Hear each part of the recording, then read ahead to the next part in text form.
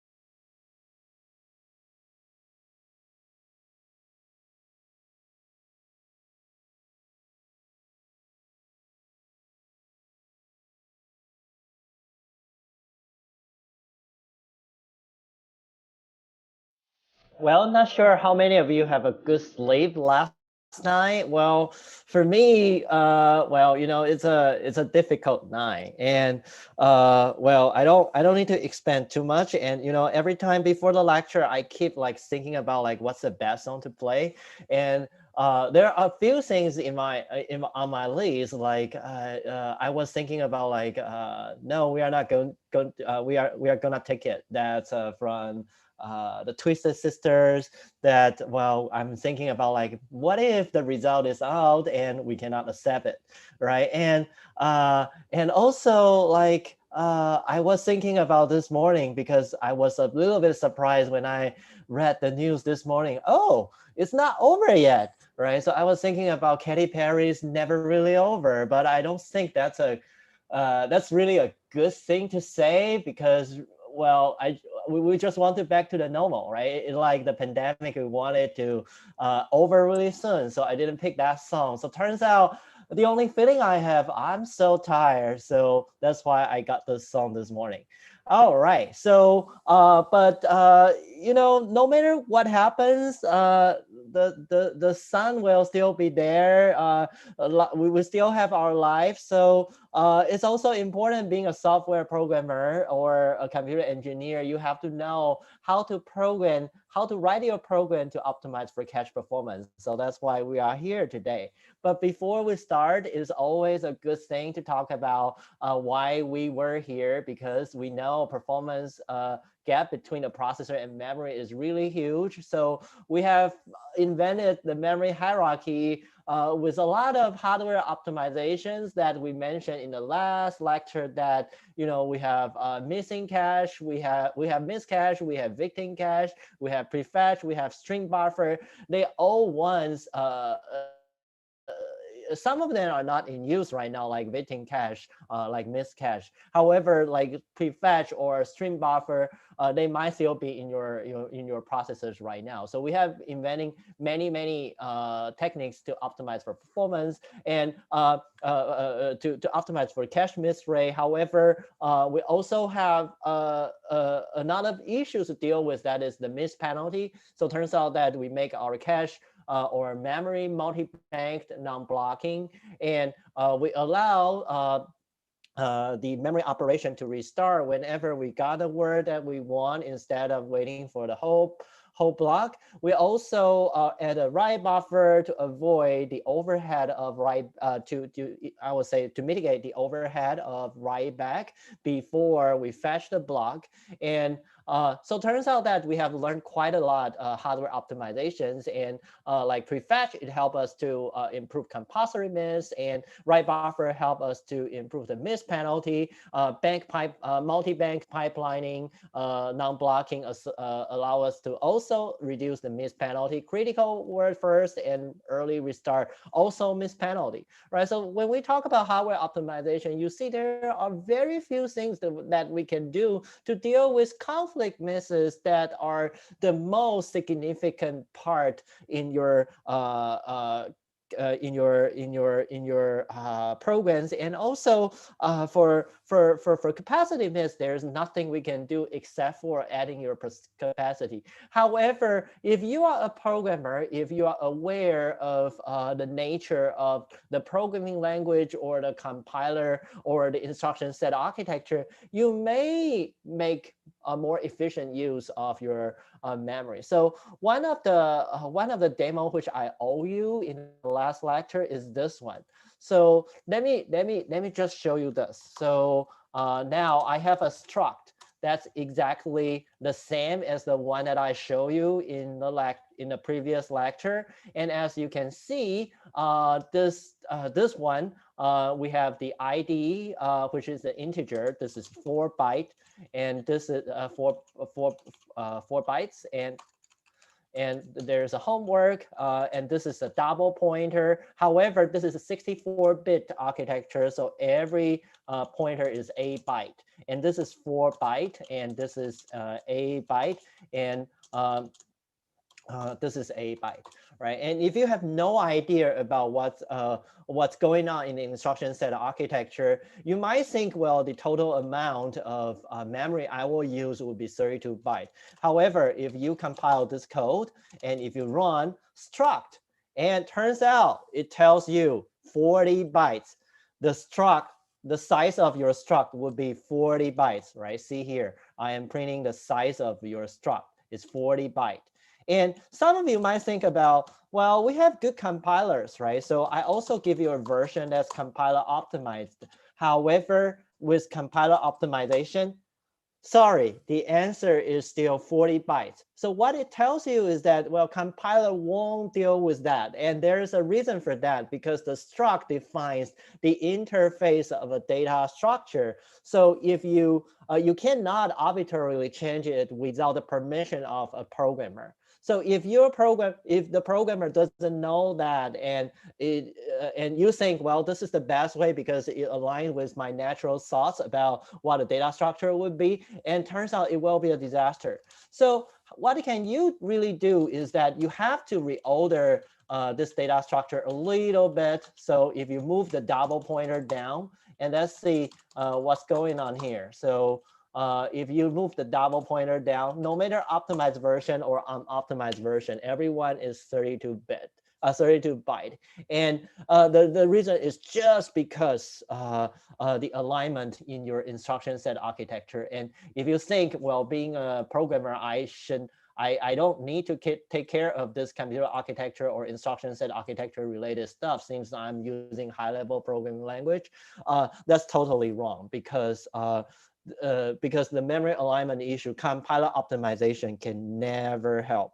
So that's why being a programmer, you are so important to performance optimizations or everything about that is regarding the memory usage, because you are the only one who can control this. All right, so before we start the lecture today, it's always good to look at our scoreboard. And right now, Mystics has the lead, and but everything is very close, like the president election. So everyone has a chance. Everyone still have a chance, right? So now today we are going to talk about programmers optimizations for cache performance. I'm going to show you a lot of demos, and hopefully you will enjoy it. You will feel like this is a class that really helps you to be a better performance programmer. And if we have time, we are going to talk about another important pieces. We are starting to talk about another important pieces in volume architecture, that is your pipeline processor. But right now, let's start with the programming and the memory performance. So we just talked about how important that a programmer could affect the performance. And we talk about like structure or classes, like those are very important concept in object-oriented design. However, how are you going to do it right for performance? Right. So there are two types of ways that you can think about how should I create an object. So Usually, if you take a software engineering class, they would suggest you to do array of objects because the array of objects means that, well, we have small objects like this, and each object would have its own field, like ID and the homework and the average of that individual, right? So if I want to calculate the average of each homework, it's very natural for us to go through an array of objects and try to traverse each of the homework item for each one and calculate the average for the whole class for each homework. And another one is called object of arrays. So for object of arrays, is consider the whole class as a big spreadsheet. And each of this is considered as a column of a table. So you have a column called ID, you have another column called I would say like another small table, which consists of multiple columns called homework, and another column called average. So if you want to calculate the average of each homework item for the whole class, it turns out that you have to go through the whole column and take the average. So these are two different ways of designing your code. So now I want you to go through and think about that. If I want to calculate the average score for one of the homework item for all students, which data structure would give us better performance?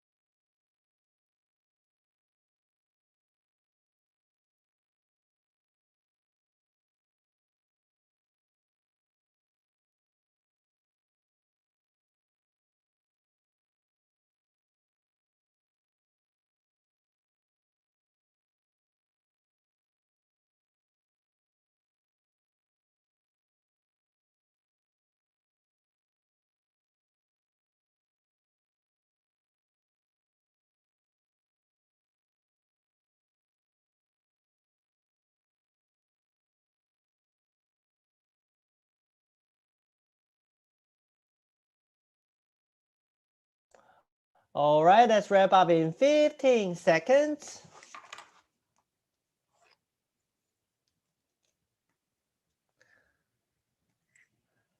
5, 4, 3, 2, 1. Time is up. Okay, so let me share the result with you. So, the result is like 43 versus 50. Well, you saw a lot of this number last night, right? So it means that it's very a close race, and we should definitely spend time talking with other people. And like this is a very stressful night, so this is a very stressful day. So you probably want to talk to your peers as well. So why don't we just go ahead and start our group discussion?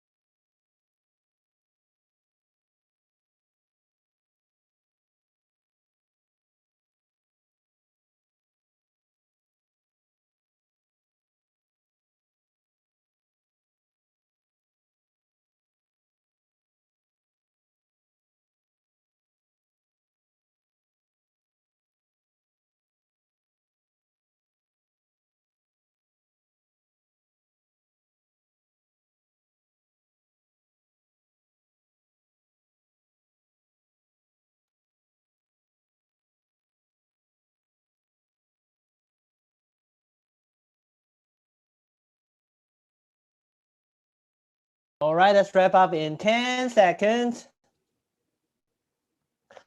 5, 4, 3, 2, 1. Time is up. Okay, so according to after our discussion, it looks like B is more favorable now. So why don't we have, well, oh yeah, so we should have a new, well, I just made a new random generator and hopefully this time it looks better in picking a team. So now, okay, again, mystics. Okay, let's do it. Someone in mystics, Joshua.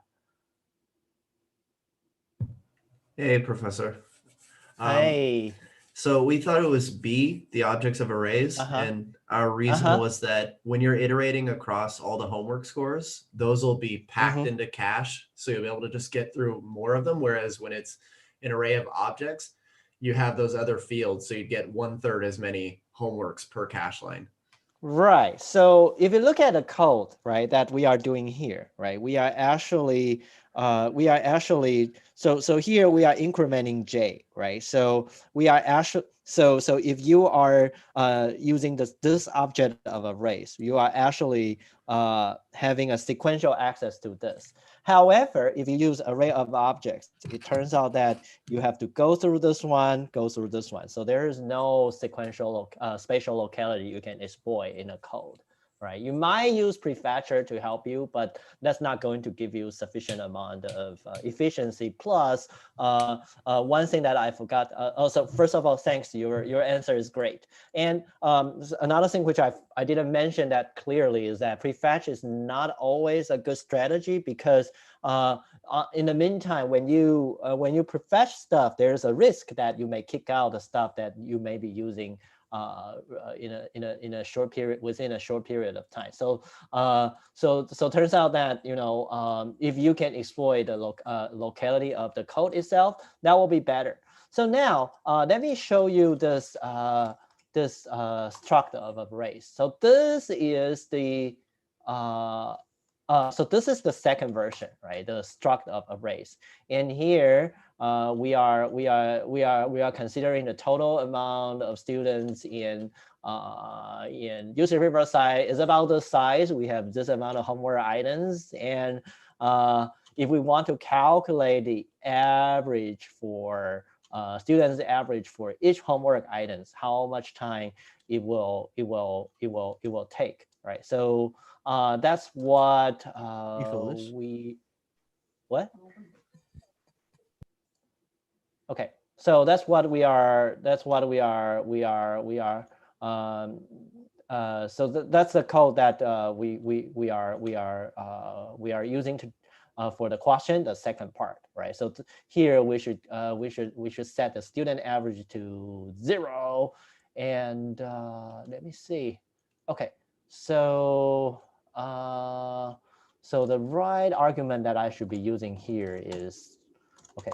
Compile it, struct object of arrays, and the total number of students, homework items, and let me see. And if I want to calculate, that will be that.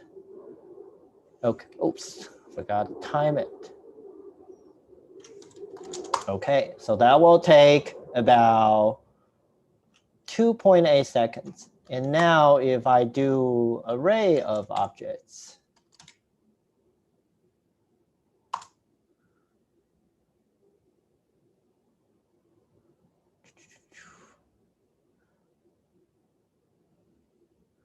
wow, it takes 4 times more time, right? So you know that the data structure really have a huge impact on your performance. And most of the time you think the left-hand side looks more elegant. However, in terms of performance and in terms of the behavior of your application, you really need to be careful about what type of data structure that you have to choose. So one of the obvious one of the thing that I can tell you is that, well, in database, we prefer column store more than row store.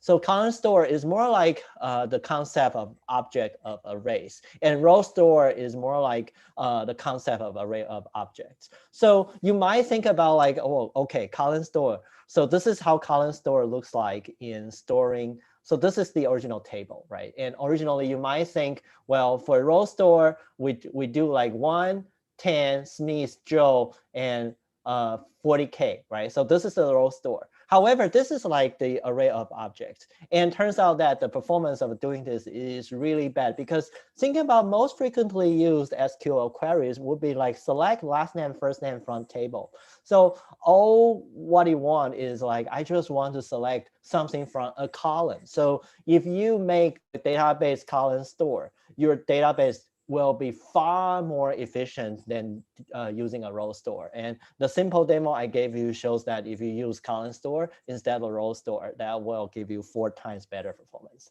So that's one thing that you definitely want to think about. What's the most frequently used case for your data structure? If your data structure is more frequently used in a column select order, then you probably have to think about a concept like column store or object of arrays instead of those software engineer preferred formats.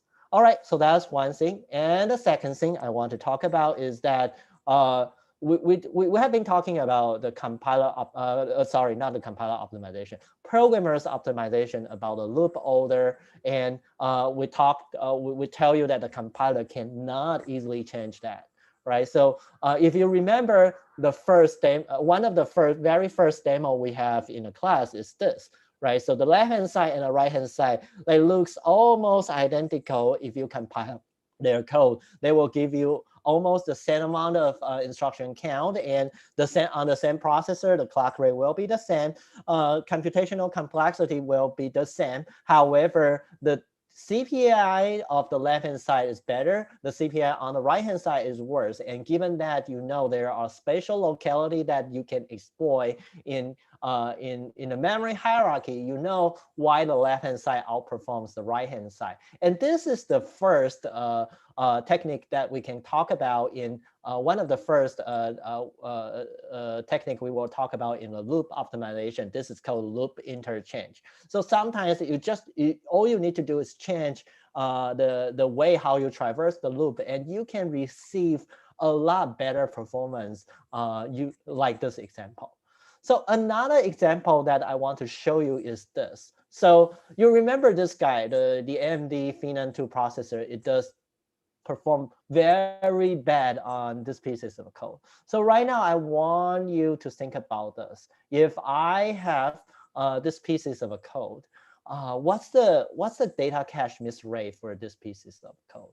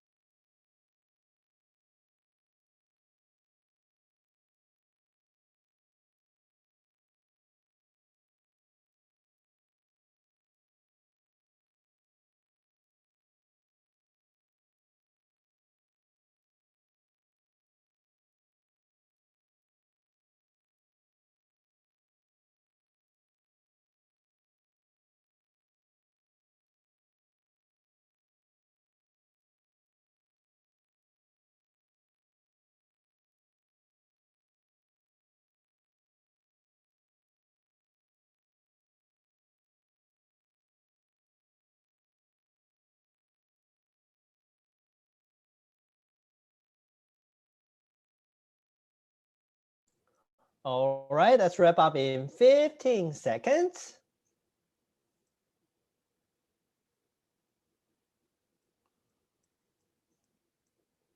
5, 4, 3, 2, 1. Time is up. Okay, according to the first round of poll, I believe we must need some kind of discussion. So why don't we go ahead and have a group discussion in 2 to 3 minutes.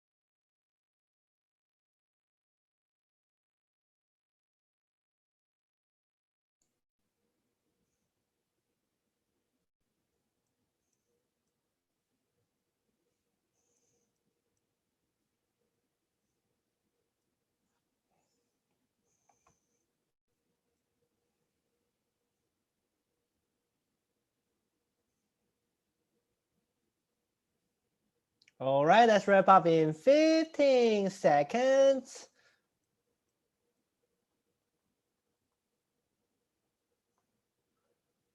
5, 4, 3, 2, 1. Time is up. Okay, so after discussion, okay, so this is your result after discussion. We have the answer A, and prior to the discussion, this is what you guys think. So you know the discussion really helps, right? So that's why we need discussion. So now let's pick a team to tell us. And first of all, this technique is called loop fission. And now let's have one team to tell us why do you think loop fission would be helpful? Okay, 3, Baylor. Team number 3, who is your scriber of the day? Raise your hand. Okay, Joe. Joe. Hey, Professor. Yes. So our team had decided, or we had approximated that the option would be A. Mm-hmm. And why? One of our team members had theorized that when the code runs, it will, after about 6, on the 6th run of the loop, there will be a compulsory miss because of the two-way access each time. So finding the approximate division of 1 per around 6 or 7, it will be think that it will come closer to the lowest number, which is 6.25%. Mm-hmm. Okay, right. So the thing is, so what kind of miss is gone now? Compulsory miss at first, and I mean, we not get time to go ahead into the loops to check it out. Yeah, but what kind of miss? So previously we have 100% of miss rates, right? So what kind of miss is gone for the previous case? What kind of miss is? I don't understand this part. Which is? Oh, conflict. So we say that previously we have this pieces of code, right? And Okay. we have 100% miss rate because we have compulsory miss plus another type conflict of miss. Conflict miss. Right. So the thing is that, right, if you have your code like this, then the conflict misses are all gone, right? So that's why, and the reason is because, and thanks for your answer, and thanks for Tim Baylor's insights. So the thing is that previously, because this is a two-way set associativity cache, and if you try to put BI in the same loop, in the same iteration, it turns out that in the meantime, in a short period of time, you need to accommodate 3 blocks that will be in the same set. However, if you can make your code like this at the same time, you only need exactly 2 blocks in the same set. So and the other thing is that here I made the I to be 512, just 512. So it's definitely fitting in the size of the cache, and is smaller than 64 kilobytes, right? So so at the end, the whole array can be preserved. So the C will be there, and B just keep kicking out A whenever we need B, because we store to C later. So C is always have a lower priority being out than A. So this question is a little bit tricky in this way, but if you understand the fact that this optimization called loop fission can kick out all the conflict misses, then the compulsory miss is the only type of miss that we will see in this sequence of code, right? So now, let me give you another code example, and this is on an Intel processor.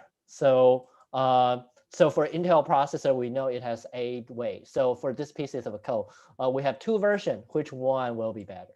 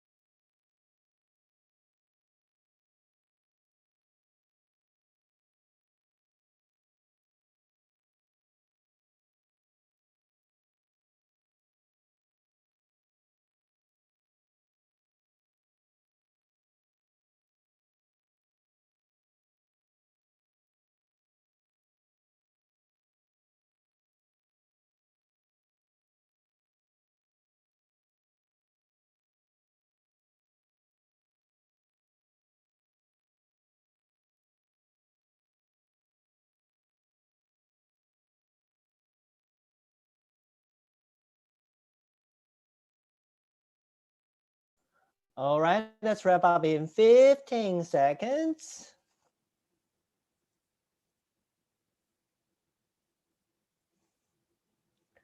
5, 4, 3, 2, 1. Time is up. Okay, so for this question, I do feel like there is a consensus, but to give you some more encouragement of sharing your thoughts, I still think we can have a short group discussion. So why don't we just have a very efficient short group discussion, try to get your conclusion done within 2 minutes.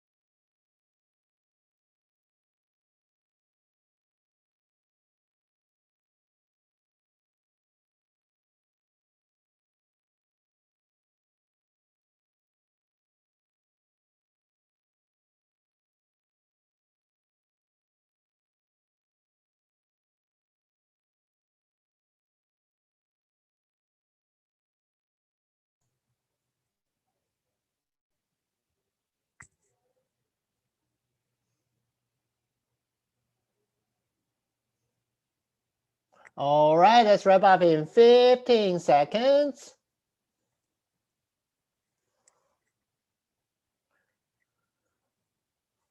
5, 4, 3, 2, 1. Time is up. Okay, so after discussion, this is what do you guys think? So now let's pick a team to tell us why you think so. Okay, Rocket team. Who is the scriber of your team today? Hello? Somebody there? Somebody home? Somebody in the team? Raise your hand. There are quite a few in your team, right? Who is the scriber of today? Raise your hand. Raise your hand. Okay, if you don't speak. Okay, so Tyler. Hi. Are you okay? What do you guys think? So for my group, I personally put B for the first one, but I went back on that for A. Really? Because the Okay. because the how it's being indexed, I think returns 2 pointers, so it has to store 2 addresses because it references the I, gets an address, and then it gets a pointer to J and references that. So that's why I changed my answer on that one. Okay, so I don't quite get it. So you are saying is that the okay, so let's say like for this Bij, right? So like saying that if I is currently 0, right? Then we are accessing this in an order of Z to N, 0 to N, 0 to N, right? And this one, we also do it from 0 to N, 0 to N, right? So it has pretty good sequential locality, right? So I agree with that, right? Yes. Okay, so how about this one? It has 0 to N, it has 0 to N, right? It has 0 to N, 0 to N, right? 0 to N, right? 0 to N, right? So the sequential locality are still really good. Isn't that? Yes. Right. And the other thing that you might found is that for the AI, they are reused pretty soon, right? But if you consider that if the data structure is really big, then there might be a chance that they may be flushed out if you separate them into different loops. Do you agree with that? Yeah. So in that case, what the answer you would advocate for now? B.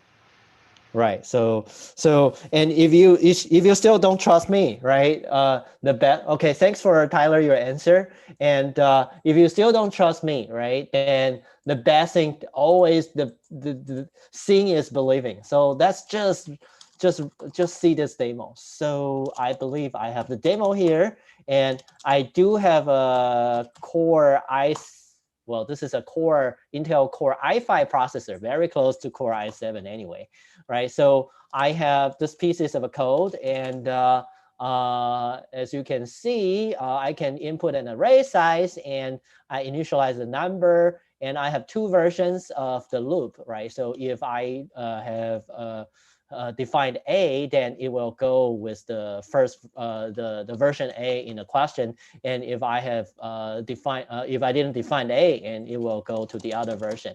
And now let me recompile the code. So and both are optimized, right? So now let me do loop A. Oh, sorry, I should give it a larger number. Maybe this one. Okay, so let's do loop A. And for loop A, it will take a while to finish. So 0.65. And for loop B, it also takes a while. And let's see, how much time it would take? Well, 0.5, right? So loop B is significantly faster than loop A in this case, right? So you know that, well, this does affect performance significantly in an Intel Core processor. And this kind of techniques is called loop fusion. So the basic idea of loop fusion is that if we have two separate loops and if we have sufficient amount of weight associativity in our cache, we should definitely, and if both loops are have some shared memory locations, we should combine these two loops together. So there are a few criteria that you need to consider in using loop fusion. So first of all, your processor has sufficient amount of weight associativity in a cache design. The second thing is that both loops would have some shared variable. So in this way, right, your A and C, if the loop is really large, you can prevent the capacity miss of them, right? So loop fusion, and the other thing is that, as you can see, I already turned on the compiler optimizations, but the programmer's decision about to fuse it or not still have the effect. So this is also another thing that a compiler cannot make decision for you. And the compiler can only optimize for a small amount of instruction reordering it. So that's the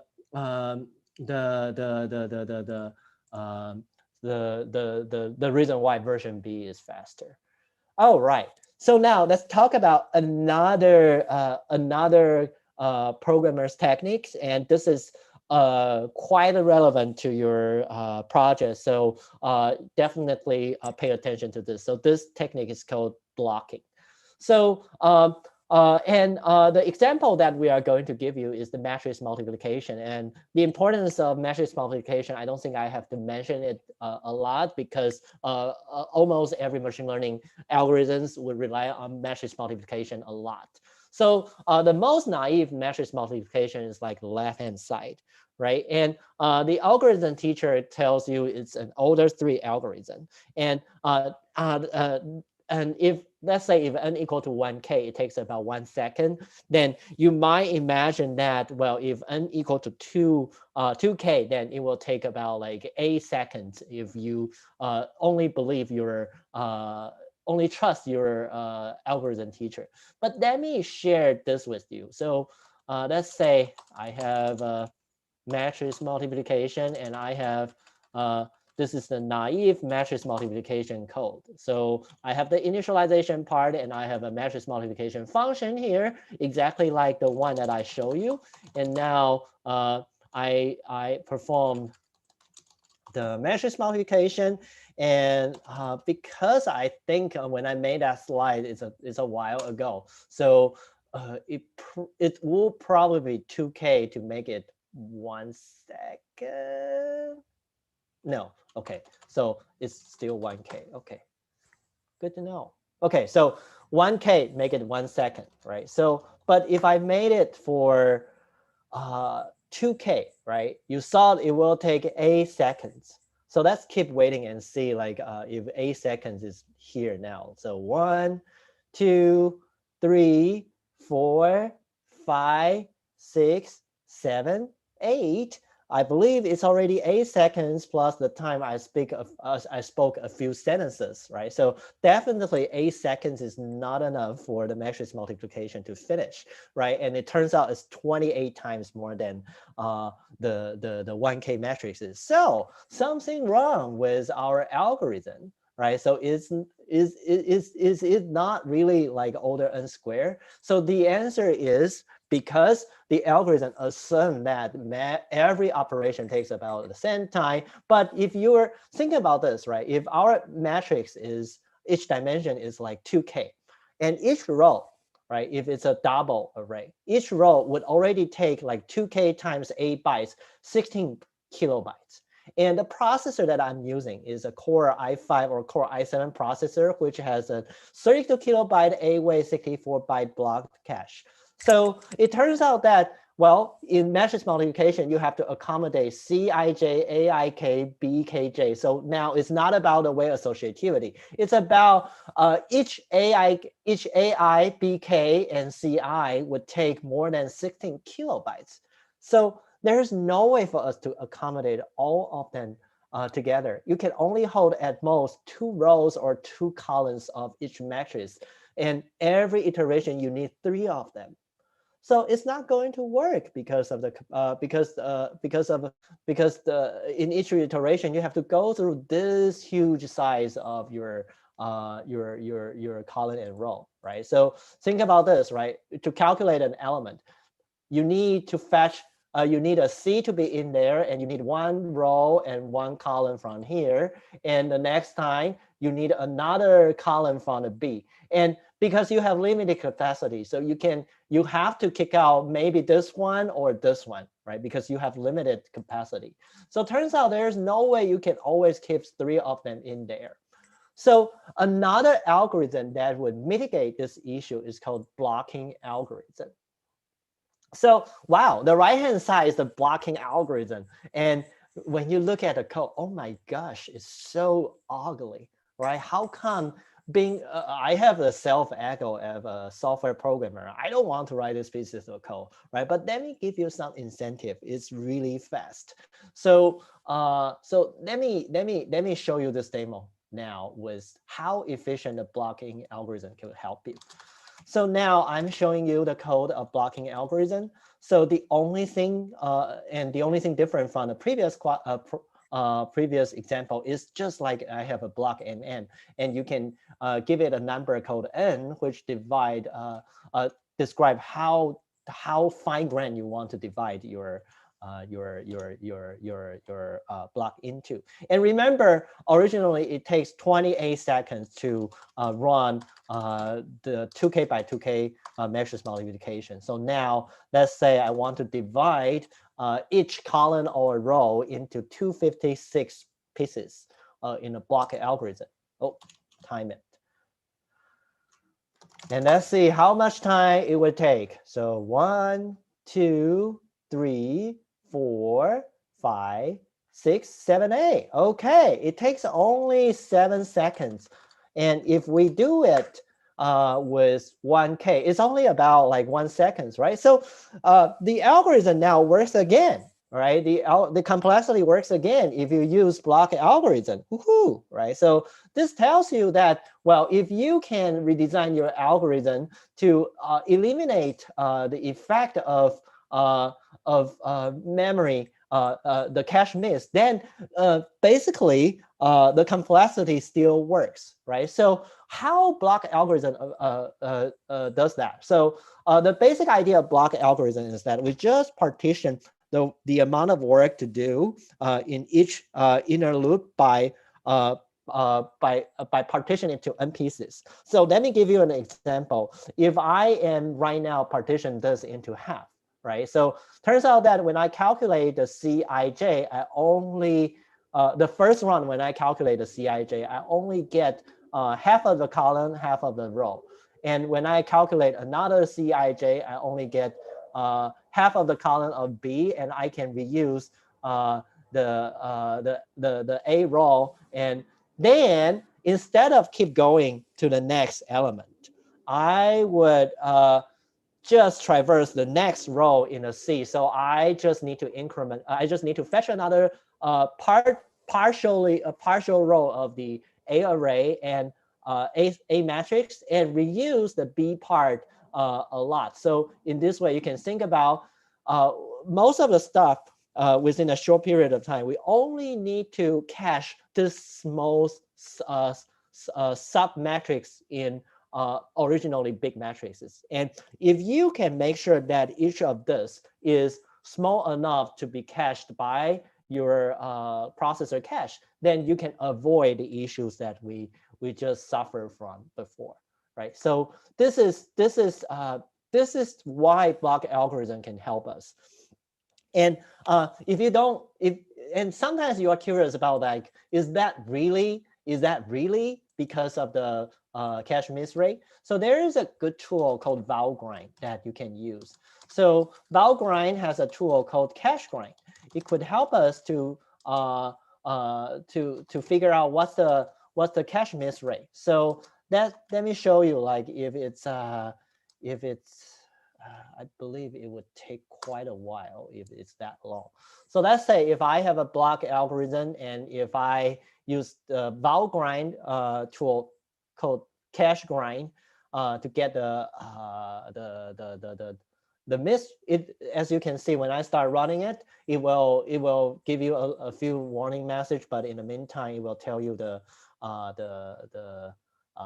configuration of your cache, and then it will tell you some information, and then it will start running. And once we finish, it will give you an output, tell you what's the outcome of your cache miss rate. So to save our time, I think in the meantime, I should also launch another instance. Okay, so this one, right? So this one, it tells you that our level 1 data cache miss rate is only 2.1%. And now, if I run the original matrix multiplication algorithm, you can expect the cache miss rate to be a lot higher. But because it's slower, so it probably would take a while to finish.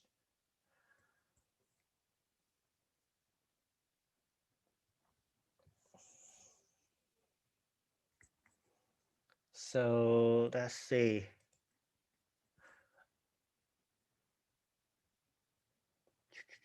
Still not finished yet. Because this profile, they have to instrument the code a lot, and they have to create their own environment to capture the cache misses. So it will take a while, right? Okay, so now it finishes, right? So it tells you that with the original block algorithm, the cache miss rate is about with the original algorithm without blocking algorithm, it will take 24% of the cache miss rate, which is pretty high, right? So that's why the block algorithm can outperform the original algorithm. And the reason why is because we definitely significantly reduce the amount of cache misses. So another technique that I want to tell you about is that, well, you can make the performance even better if you add pieces of a code in there. That is called matrix transpose. So if I transpose the B matrices, so it becomes row times row, then the performance will be a lot better, ignoring the fact that the matrix transpose would add would give you more instruction count on the matrix transpose code, right? Like this pieces of code, it definitely hurts your instruction count. But how fast if we have the matrix transpose code added? So remember, when we are doing the 2K by 2K block algorithm, it takes about 7 seconds, right? And now if I do the matrix transpose before we run the block algorithm, it will be faster. So let's see. Is it really? Wait,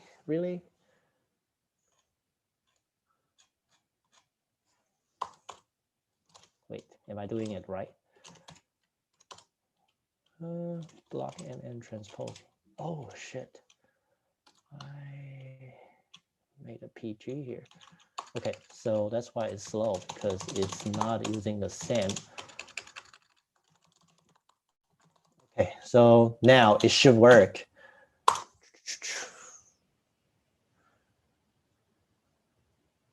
Okay, right. So remember that the block MM originally it takes about 7 seconds, but if you transpose it, even though it seems like you are doing extra work, this extra work would help you improve the performance later on significantly. So it's now down from 7 to 4.6 seconds. So there are quite a few things that, and again, compiler can never do this for you, because the compiler, how the compiler know if doing the transpose would help you, will affect the result or not, right? So you being a programmer, you are the only one who can make this change to make your performance better. So that's why we need you, instead of that's why we need a computer science major. Otherwise, everyone knows how to write Python. Everyone can be a good programmer, right? So there are still a lot of tricks like this you can play when you are writing your program. So now I do want you to think through this. So why the idea of matrix transpose will help us improving the performance?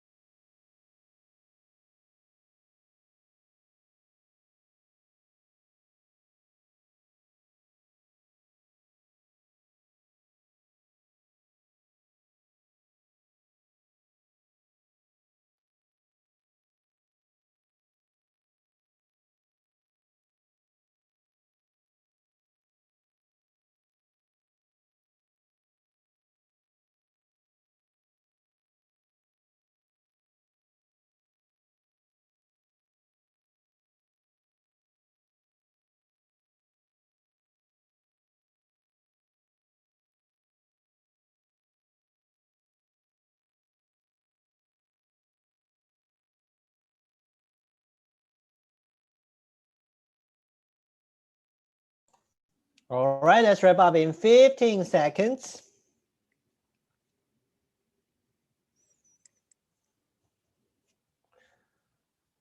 5, 4, 3, 2, 1. Time is up. Okay, so now I do encourage you guys to have a group discussion, and maybe you will figure out.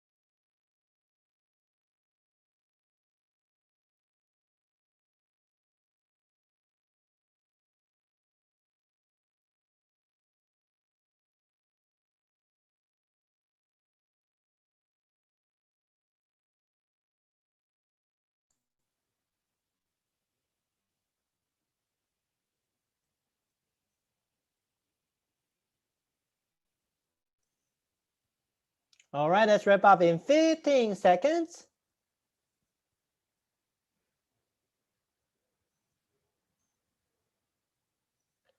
5, 4, 3, 2, 1. Time is up. Okay, so after the discussion, looks like now more of you think is C. So let's pick a team to tell us how do you reach your consensus. Well, mistakes again. Okay, someone in mistakes, raise your hand, scriber of the day.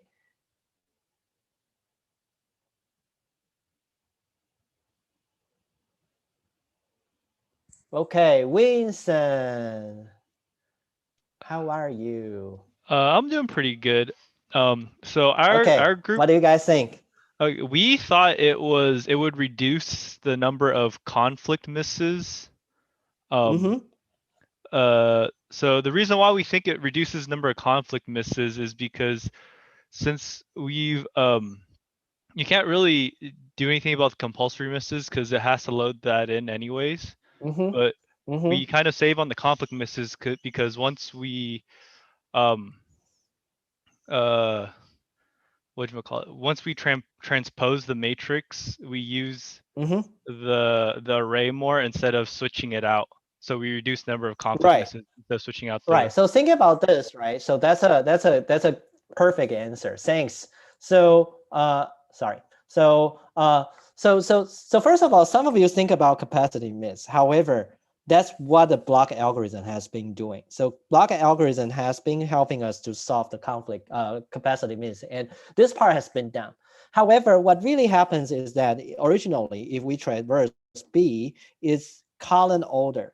And remember, for the column order, we only use one item in each column, right? So it's highly possible that when the column is more than 8 in this processor, then it turns out that you are going to kick out some other rows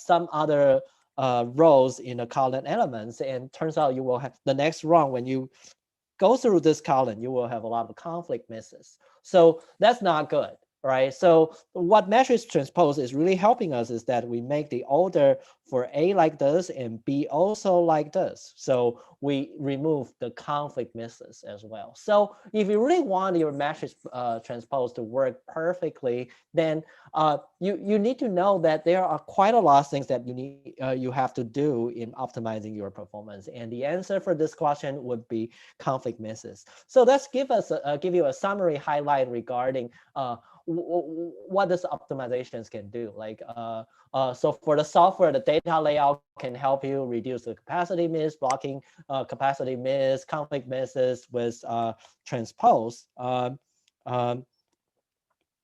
And also for loop fusion, they can help us to reduce those misses, and loop interchange also conflict capacity misses, right? So you can see those hardware can only improve penalties, but being a programmer, you are reducing misses. So programmer is more effective than hardware anyway. Now, you are a good programmer, I believe. So can you tell me, from your understanding about computer architecture, which version of the code is faster?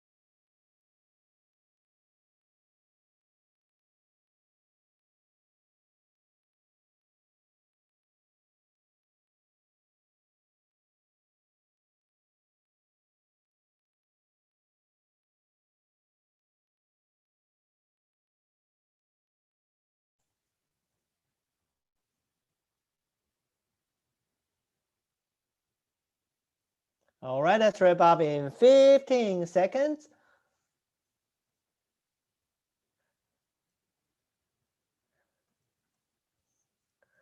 5, 4, 3, 2, 1.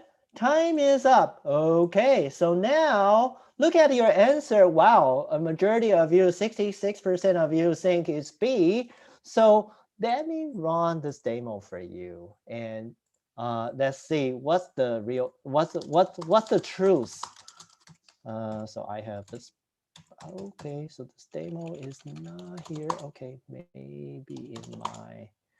Okay, so this is the code that I created this morning. So I have two versions of a code. If it's an A, it is the wrong. It's running the version A that times 15, and the other one is using shift, right? And that's run it. So if I have the A version, if I run it, it takes about 1.94 seconds. I can run it several times.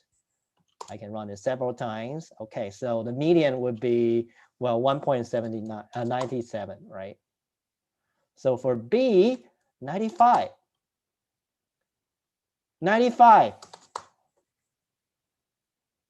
94. Okay, so B is faster, but if it's 97 versus 95, and sometimes they are about the same speed, they are actually about the same. So a lot of you think it's B, but actually this kind of coding technique that a lot of you were thinking about, like, yeah, in the past, a lot of you tell you that, a lot of, I will say seniors tell you that, well, this would be better. But now this example tells you they are wrong. You spend a lot of time digging into how to use like those binary operations, logic operations in your code, but turns out it just makes your code more difficult to understand without getting significant performance gain. So why? So this is what we are going to talk about today. What they are talking about was true 30 years ago, but not for now. So let's talk about what's going on in the modern processor design. And to begin with, we have to give you some context about what current processor looks like. So modern processors, they are all pipelined. So what's the concept of pipelining? So before we talk about pipelining concept, we have to figure out what to do when we are dealing with an instruction in RISC-V instruction set architecture. The default one that we mentioned in the class. Oh, I forgot to share my slides. Okay, so there are a few tasks that we have to deal with in RISC-V instruction set architecture. So first of all, you have to fetch an instruction from the instruction memory, and then you have to decode instruction to figure out what's the desired operation and operands for these instructions, and fetch those operands from the register values, or and then prepare them for the next stage, which is the execution stage. And when we execute, we want to get those values from the register file and put it into the inputs of the ALU. And if it's a branch instruction, we have to determine the branch outcome when we execute. If it's a memory instruction, we have to determine the effective address of data memory access. And when we access the data memory, that's when we perform the read-write. And the last stage of executing an instruction would be write back to present the LU result, the red value, in the target register. And don't forget to update your PC, otherwise your program won't move. So these are the tasks that we have to do in executing a RISC-V instructions. So the naive implementation, like 30 years, well, probably 30 to 40 years ago, when people saying that the shift is a lot faster than multiplication, it's because they think the execution of your instruction will like this. So first of all, for an add instruction, I will instruction fetch, decode, execute, and write back. And for the load instruction, I will have instruction I will have to go through all 5 things. And for the sub, I will have to go through the 5 things and 4 things and for store as well, right? And they think, well, for shift, they would take about the same time for add. And for multiply, they would probably have more stages in execution, like MUL, MUL. So that's why previously, and all the instructions, they are processed in sequence. So that's why previously, well, people, especially those old guys, they tell you that, well, using shift is a better option than multiplication because the processor instruction looks like this, and shift takes longer time to execute than multiplication. But turns out that, well, that's only valid if you have this simple naive implementation. But the but is that this simple naive implementation is not true anymore. So what's the implementation we have right now? It's called pipelining. So the basic idea of pipelining, well, not sure how many of you missed this scenery. I haven't been to this place and I haven't seen so many people in this place for a while. So this is UCR campus for new students. You probably never visit there. And well, so there are a few good places in UC Riverside. And one thing that is really crowded during the lunchtime, well, which is pretty close to now, if there's no pandemic, you probably are already in the line of the subway that try to get your food. And subway, thinking about how they deal with your order, it's always like the first person asking you what kind of bread.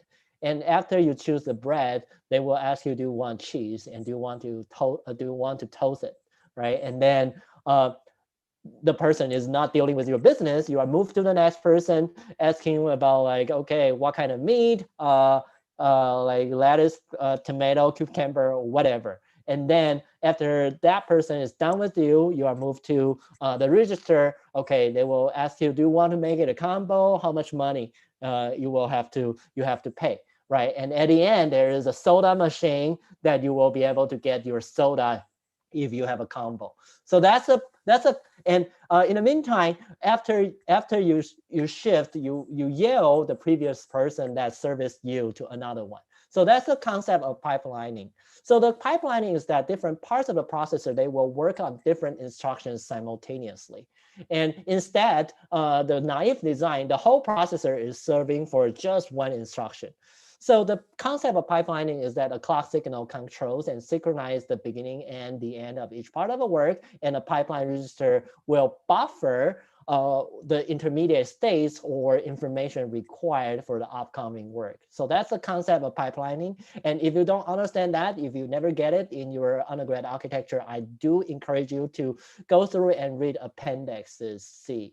So pipelining, here's the concept. We add a few pipeline registers in your processor, and they are all controlled by a single clock. And whenever there's an instruction coming in, the first part of it will deal with the first instruction. In the next cycle, the first instruction will be advanced, and the original part will be yelled to another instruction. So you can consider the first part of the circuit is like a person who asks you about what type of bread, and the second part would be the one who is in charge of your vegetables. And then you advance to the next stage, which you can consider this is the register and the soda machine, and walk out to the shop. And in the meantime, every different parts in the shop is serving on for a different people. Instead of, well, for social distancing now, the whole shop is probably only you, right? So you can imagine the social distancing subway is the naive design, and the previously crowded subway is the pipelining design. And you can imagine the throughput of these two different types of operation will be very, very different. So with pipelining, you can assume that, well, our instructions will be executed like this. And turns out that at some point, once we fill the pipeline with instructions, every cycle we can output an instruction. So you are actually like CPI equal to 1. And because your clock is now controlled by each clock, you only need to service one to service one part. So you can make your clock time to be really short. So that's why pipelining is a good idea in improving the throughput of executing instructions. So if we look at this, right? Previously, we ignored the fact there is pipeline. So yes, this one takes longer. However, if we have a lot of instructions that are coming in, they could be pipelined in a processor and they will be executed simultaneously, and they will be, their latency will be overlapped with other instructions. So it turns out that their performance will be about the same, because the pipelining is helping us to hide the latency of each single instruction. So that's why the previous math that other people has tell you doesn't work anymore, because we have the concept of pipelining. In the next lecture, we will be keep talking about pipelining. But before you leave the classroom, there are quite a few important things that I want to let you know. First of all, project is up, check the website. And assignment 3, which would help you prepare for the midterm, will due next Monday. And the format of midterm, I finally determined to do that. I will release it next Tuesday at 12 a.m. right after your assignment 3 deadline. And you just need to turn in it before the next Friday, the midnight of the next Friday. And you can only open it once, and you have to finish a total of 30 questions within 80 minutes. And the reason why I do that is because those questions, they are really simple. And but I also don't want you guys to have a chance of discussing with each other. So, and the other thing is that you prepare a lot, and sometimes you might figure out that, well, there are questions that I didn't prepare well. So if you have more questions, it will mitigate the loss of the huge loss of a single question. And the format of the question, I will have 20 multiple choice questions with 10 free answer questions. And you can open book, but as you could imagine, given that we have this amount of questions, when you open book, you are wasting your time and finish the test. And so be prepared. And you are the question would be about the same difficulty, or I mean difficulty. I think it's easier than your reading quiz, but you never know, right? And so that's the thing that you have to practice. And the attendance, some of you keep sending me an email saying that I will be absent for one lecture, but the fact is that we have been mentioned it in the class several times. You only need to answer 50% of the poll questions to receive full credits, and it's based on the polls. So if you only log in but you never answer, you won't receive any credits. So for reading quizzes, it's always 2 attempts, take the average. So for the office hours next week, I will have an hour makeup and extend my Monday office hours from 8 p.m. to 10 p.m. So hopefully that will help you in preparing your midterm and assignments. Other than that, enjoy the rest of your day.